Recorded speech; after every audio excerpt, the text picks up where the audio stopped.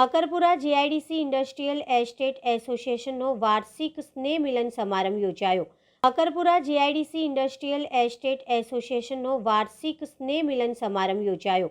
મકરપુરા જીઆઈડીસીમાં 4000 ઉદ્યોગો કાર્યરત છે અને 1 લાખ કામદારોને રોજીરોટી મળે છે। ત્યારે દર વર્ષની જેમ આ વર્ષે પણ મકરપુરા જીઆઈડીસી ઇન્ડસ્ટ્રીયલ એસ્ટેટ એસોસિએશનનો વાર્ષિક સ્નેહ મિલન સમારંભનું આયોજન કરાયું હતું। તેમાં મકરપુરા જીઆઈડીસી ઇન્ડસ્ટ્રીયલ એસ્ટેટ એસોસિએશનના પ્રમુખ જીવનભાઈ પટેલે જણાવ્યું હતું કે 30 ડિસેમ્બરના રોજ સાંજના 6 થી રાત્રિના 9 કલાક સુધી ચાલનારા સમારંભમાં એસ્ટેટના ઉદ્યોગકારો મોટી સંખ્યામાં હાજર રહ્યા હતા અને તેઓનું સન્માન પણ કરાયું હતું।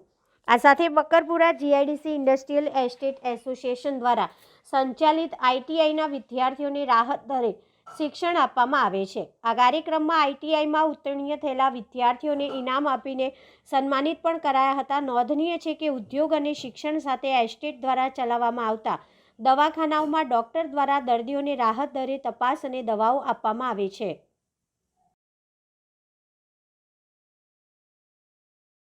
સ્ટેટ છેલ્લા 53 વર્ષથી કાર્યરત છે।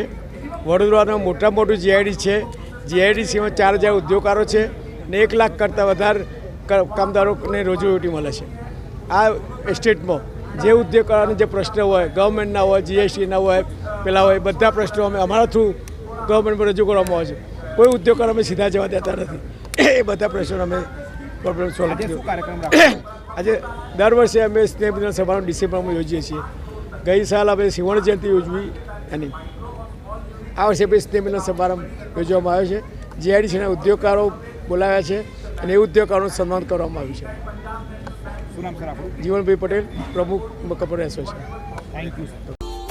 Subscribe now and press the bell icon. Never miss an update.